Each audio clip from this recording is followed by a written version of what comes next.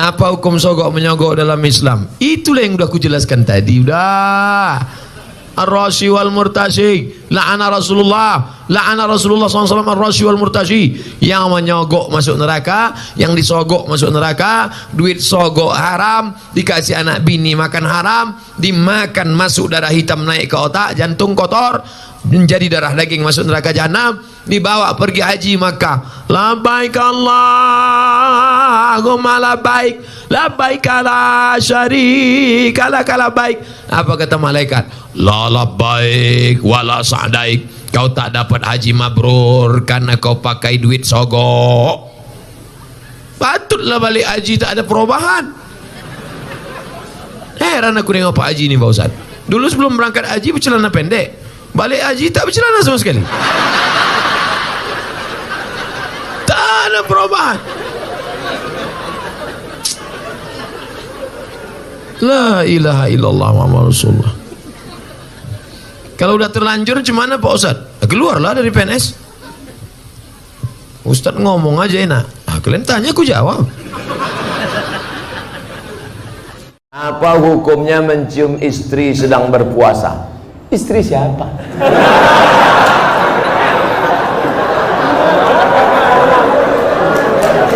Kalau istri engkau yang kau cium maka tak batal. Dalilnya Nabi mencium Aisyah. Tapi kalau dia ihtiyat, hati-hati, takut dia tak bisa mengendalikan hawa nafsunya seperti Nabi Muhammad SAW, maka dia ihtiyat, dijaganya. Tapi hukum aslinya tak batal. Tapi kalau sampai memperturutkan hawa nafsu, maka jatuh dalam batal, rusak puasanya. Seorang wanita gadis hamil di luar nikah karena pergaulan bebas. Ada yang hamil 1 bulan, ada yang 2 bulan, ada yang 3 bulan. Kemudian dia menikah. Jika bayi yang dikandung lahir tidak kurang dari 6 bulan dari usia pernikahannya, apakah anak tersebut dinisbatkan sebagai anak dari laki yang wanita tersebut? Tidak ada cerita 6 bulan, 3 bulan, 1 bulan. Pokoknya asal dia curi start, mencoblos sebelum hari H, maka anak yang lahir itu nanti efeknya 4. Yang pertama, tidak boleh pakai bin binti bapaknya. Yang kedua, kalau anak itu laki-laki, lahir adiknya perempuan, maka tidak boleh dia menjadi wali bagi adik-adiknya. Kalau anak itu hidup, bapak itu mati, anak itu tak dapat harta warisan karena dia tak ada hubungan nasab. Yang keempat, kalau ternyata anak itu gadis, nanti setelah 25 tahun dipinang orang, maka bapak itu tidak boleh menjadi wali pada acara nikahnya. Walinya siapa? Fasultanu waliyun man la waliyalaha. Walinya adalah wali hakim. Saya pernah membaca sebuah hadis mengatakan, janganlah kamu berkata bohong hanya untuk membuat suatu kaum tertawa. Celakalah dia, celakalah. Tapi ada teman saya mengatakan Nabi pernah berbohong saat bercanda dengan sahabatnya. Beliau menutup mata sahabatnya dan berkata, andai saja kamu laku dijual. Kata teman saya, sahabat Nabi itu adalah seorang budak. Dari situlah dia mengatakan Nabi pernah berbohong saat bercanda. Karena mana mungkin seorang budak tidak laku dijual. Wa ana la akdzib, aku tak pernah berdusta, kata Nabi. Sifat Nabi 4, siddiq, amanah, tabligh, fatanah. Nabi tak pernah berdusta. Kalau begitu Nabi tak pernah bercanda. Nabi bercanda. La yadkhulul jannata ajuzun, tak masuk surga nenek-nenek. Menangislah nenek-nenek mengaduk ke Nabi. Jadi aku tak masuk surga, kata Nabi. Nabi tertawa menengok nenek tak masuk surga. Kata Nabi, bukan nenek-nenek tak masuk surga. Nenek-nenek yang sudah 70 tahun ketika masuk surga muda balik menjadi 30 dan 33 tahun. Karena tak ada gunanya masuk umur 70 dikasih kacang goreng, apa mau dikunyah? Jadi dan tua-tua kau muda balik. Andai bapak umur 70 tahun masuk ke dalam surga menengok bidadari, apa yang mau dilakukan? Maka muda balik. Itu maksud hadis. Nabi tak pernah berbohong. Nabi Ibrahim bohong Pak Ustaz. Waktu dia mau menyeberangi Irak, dia bawa istrinya. Kemudian di situ ada raja yang zalim. Kalau nampak istri orang cantik diambilnya. Lalu ketika petugas bertanya, siapa ini? Ibrahim berkata, hazihi ukhti, ini saudariku. Setelah keluar, Sarah keluar dari tempat itu bertanya, Ibrahim, ya, tadi kenapa kau sebut aku saudarimu? Aku kan binimu. Aku tak berdusta, kata Ibrahim. Ukhti fil iman, kau saudariku dalam iman. Bukan berdosa. Nanti bapak berjalan sama ibu, naik pesawat, datang pramugari nanya, ini istrinya ya pak? Enggak, saudari saya. Begitu turun, ibu itu pun mengamuk. Kenapa bang bilang aku saudari? Saudariku seiman mah. Tapi jamaah ini tak bisa lagi melakukan itu karena cerita udah bocor. Dari 6, pertama nazratun, pandangan. Setelah lama memandang, fabtisamun, senyum. Setelah senyum, fasalamun, selamat pagi, good morning. Setelah salam, fakalamun, kerja di mana? Di BP, sekantor ya. Setelah fakalamun, famau'idun, janjian. Bisa ketemu kita nanti siang? Oke. Sukanya makan apa? Ayam panggang. Sana kalau gitu, iya. Faliqaun, pertemuan. Setelah pertemuan, bekerjalah setan, lalu kemudian makan bersama, makan siang. Apa kata orang Inggris? No free lunch. Tak ada makan siang yang gratis. Akhirnya terjadilah apa yang terjadi. Maka kalau ada bibit-bibit itu terasa di dalam, tekanlah dia, jangan lagi pandang, jangan diperturutkan. Itulah nilai jihad, bukan jihad berdarah-darah melawan Belanda. Ustadz, bagaimana baik laki-laki lebih sayang istrinya daripada ibunya yang renta, dengan menitipkan anaknya yang kecil, bayi, membiarkan istri kerja karena takut tak cukup kebutuhan. Berapa kali emak kita itu meninggalkan puasa gara-gara kita? 90 hari. Tanya. 30 hari dia tak puasa karena kita dalam perutnya. 30 hari dia tak puasa karena tak ada air susunya. 30 hari lagi 2 tahun. 90 hari dia tak puasa. Tanya emak kita masing-masing balik dari pengajian ini, diamalkan langsung. Mak, waktu aku dulu dalam kandunganmu berapa kali tak puasa? Masa menyusukan berapa kali?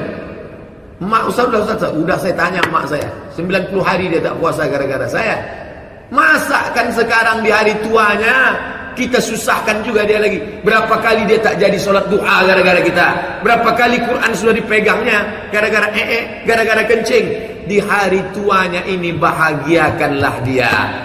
Saya selalu nasihatkan ke mahasiswa-mahasiswa saya, pembekalan mahasiswa baru di UIN. Kalau kalian tak bisa membahagiakan orang tua, paling tidak jangan kalian susahi dia. Kalau tak bisa kalian menyenangkan dia, jangan kalian susahkan di hari tuanya. Bulan puasa 10 terakhir, tanya dia, mau iktikaf di mana? Mau iktikaf di An-Nur, ku bawa. Mau iktikaf di Rahman, ayo. Jangan sampai meleleh air matanya. Orang tua takkan pernah menolak cucu. Mak, jaga anakku ya. Iyalah, dia tidak pernah menolak cucu karena dia sayang ke anak kita. Kitalah yang pikir dulu pendapatan sesal kemudian tiada gunanya. Jangan sampai setelah dia meninggal barulah kita meratap menangis. Oh, lama andai dulu kau masih hidup kan kuberikan baju baru, kan kuberi. Tak ada gunanya. Menetes air mata darah. Selama hayat di kandung badan dia masih hidup, senangkanlah hatinya, senangkan hidupnya, senangkan, nyamankan dia, tenangkan pikirannya, karena kematian akan menjemput tak tahu entah kapan. Kita sangka dia masih panjang, setelah itu dia meninggal, menyesal seumur hidup, tak ada gunanya. Apa ada orang yang bisa berinteraksi dengan setan dan bisa melihat setan itu di tempat tertentu? Apa bedanya? Ataukah sama dengan ada siaran TV yang menyiarkan ruqyah? Ustaz, ada sampulnya ruqyah, isinya dukun. Hati-hati. Maka banyak-banyak konsultasi dengan konsultasi ruqyah syariah. Pergi ke rumah sakit Zainab, di situ ada ruqyah syariah. Rumah sakit ibu dan anak Zainab. Ingat ibu, ingat anak, ingat Zainab. Pergi ke rumah sehat Al-Falah, ada ruqyah. Ruqyah syariah yang pakai ayat Quran, bukan pakai dukun-dukun. Apakah ada orang yang bisa bercakap-cakap dengan jin? Ada 2 kemungkinan. Pertama, karena ilmu dan imannya. Tolong setelkan mikrofon ini berdenging-denging, storing. Pertama, karena ilmu dan imannya, macam Nabi Sulaiman alaihissalam, bisa dia bercakap dengan jin ifrit. Wa qala ifritum minal jin Berkatalah jin Ifrit, ana atika bihi, aku bisa membawa kursi Balqis dari Yaman ke Palestina qabla an taquma min maqamik, sebelum kau tegak dari tempat dudukmu. Yang kedua, dia mungkin bisa berkonsultasi dengan jin karena dia punya jin. Jadi kalau ada orang bisa menengok jin, bangga. Ustaz Somad, ya, saya ini bisa menengok genderuwo, bisa menengok suster ngesot, bisa menengok bapak mesti ruqyah. Karena saya tengok ini bukan karena iman dan amal solehnya, tapi jin itu sudah masuk ke mata dia. Kalau ada anak kita mengaku nangis-nangis, dia selalu menengok, jangan bilang dia mengada-ngada. Boleh jadi jin sedang masuk ke matanya, maka dia di ruqyah syar'iyah. Jangan bersedih ketika kau didustakan. Jangan bersedih ketika kau dibunuh karaktermu. Jangan berduka cita ketika tidak ada manusia yang menerimamu. Karena sesungguhnya itu hanyalah cara Allah menguatkan hatimu, karena dia ingin mengangkat derajatmu, menempatkan di tempat yang terpuji, memperlihatkanmu sesuatu yang tidak pernah dia perlihatkan kepada manusia yang lain. Dia buat hatimu hancur berkeping agar tidak lagi ada tempat makhluk dalam hatimu. Yang ada hanya Allah semata. Ma fi qalbi ghairullah. Pada saat itu mentalmu sudah kuat, layaklah engkau berada di tempat yang terpuji. Kalau ada orang menyakitimu, jangan berduka. Kalau ada tetangga, sahabat, kawan baik meninggalkanmu, jangan berduka lara. Karena sesungguhnya di balik itu semua, fa inna ma'al usri yusra, inna ma'al usri yusra. Idza daqat 'alaika dunya faqul ya Allah. Kalau terasa sempit dunia, mengadulah kepada Allah. Idza sa'alta fas'alillah, kalau minta-mintalah kepada Allah. Wa idza sta'anta fasta'in billah, kalau minta tolong, minta tolonglah kepada Allah. Iyyaka na'budu wa iyyaka nasta'in. Kepada engkau kami menyembah, kepada engkau kami beribadah, kepada engkau kami bersimpuh sujud, kepada engkau juga kami meminta pertolongan. Apa kelebihan meninggal di hari Jumat, Pak Ustaz? Man mata yaumal jumu'ati, siapa yang meninggal pada hari Jumat atau malam Jumat atau sore Jumat, wuqiya min azabil qabri, maka dia terpelihara, terjaga dari azab kubur. Ulama ikhtilaf tentang hadis ini. Sebagian mengatakan hadis ini dhaif, tidak bisa dijadikan dalil sebagai masalah akidah. Dalam masalah keutamaan fadail amal boleh, tapi dalam masalah akidah tak bisa dipakai. Tapi ternyata Syekh Nasiruddin Albani mengatakan hadis ini sahih.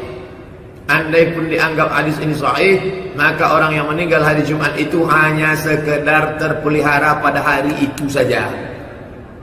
Besok tetap juga masih ada. Jangan sangka mati hari Jumat lalu bebas dari azab kubur. Pokoknya ketika kita menghadap Allah, kita persiapkan diri untuk beramal, bukan dengan mencari kebetulan hari Jumat. Tidak.